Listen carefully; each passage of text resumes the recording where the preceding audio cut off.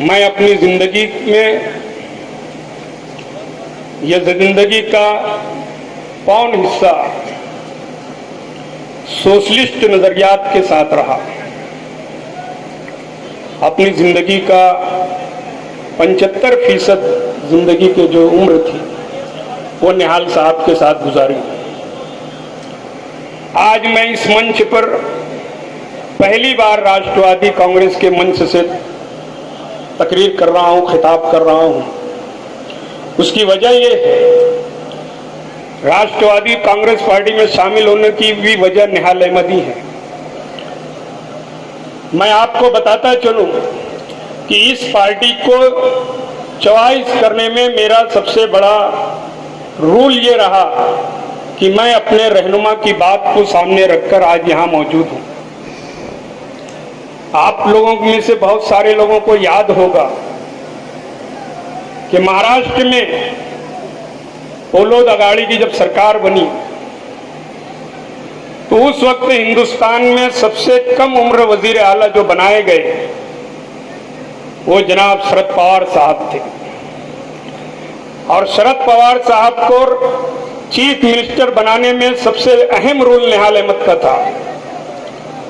मैं उस बात को ध्यान में रख के राष्ट्रवादी में आया। मैं उस बात को भी ध्यान में रखा हूं जब हम या निहाल साहब 2004 के असेंबली में शिकस्त से दो चार हुए तो उस वक्त इस शहर के कुछ मुअज्जिज शख्सियात जिसमें से मरहूम हो गए शेख वकील साहब और आज जिंदा है डॉक्टर मंजूर हसन अय्यूबी, इस बात की गवाही देंगे कि उन्होंने निहाल साहब के घर आकर यह कहा कि साहब आप आपको पार्टी बदलना चाहिए और राष्ट्रवादी कांग्रेस में जाना चाहिए। उन्होंने उनसे कहा, याद रखना मैं जो कह रहा हूं मंजूर अय्यूबी साहब जिंदा हैं, मालूम कर सकते हो।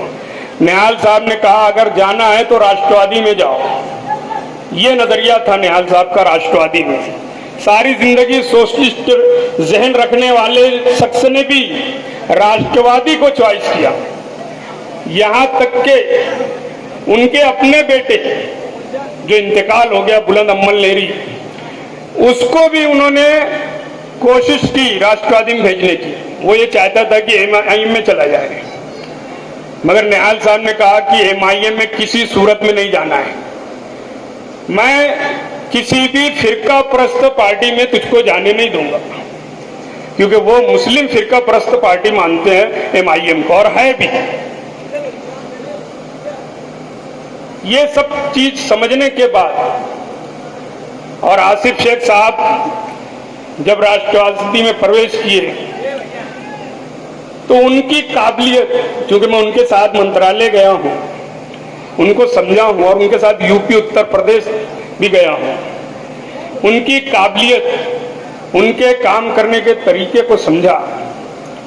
और राष्ट्रवादी में जब वो गए तो मेरा दिल मुतमईन ये नहीं था कि अब हम क्या करना चाहिए,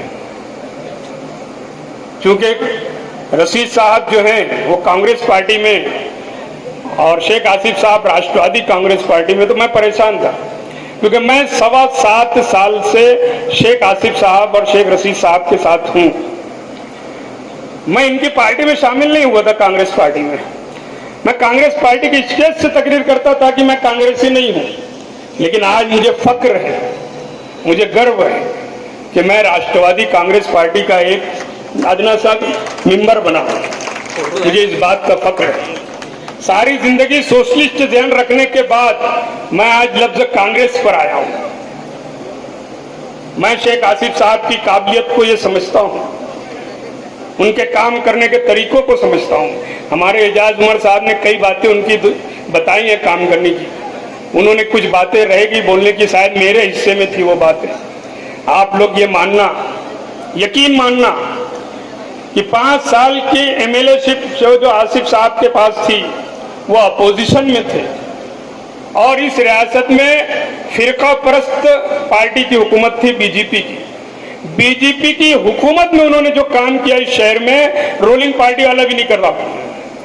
मैं तो ये देखा हूं, अभी ब्रिज की जो बात हुई है, ये ब्रिज आसिफ साहब ने जो लाया आप लोग इसको मानिए कि हमारे ही बाजू में दादा भुसे शिवसेना का मिनिस्टर है, वो अगर चाहते तो ब्रिज अपनी तरफ ले जा सकते थे, मिनिस्टर है वो।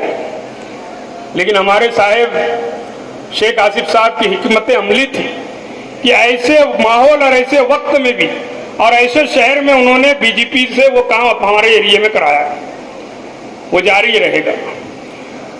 उन्होंने एक बहुत बड़ा काम ये उर्दू घर का किया है। कल मैंने शामनामा अखबार में देखा उर्दू घर के बारे में, ये आसिफ शेख की देन है, ख्याल रखना। जब मैंने उस इमारत को देखा अंदर जाकर, तो यकीन मानिए मालेगांव शहर में सरकारी कोई इमारत ऐसी नहीं है जैसी उर्दू घर बनी है, ये ख्याल रखना। ये आसिफ शेख की देन है।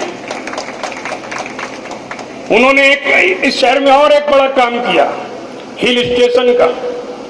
इसको भी आप ध्यान में रखिए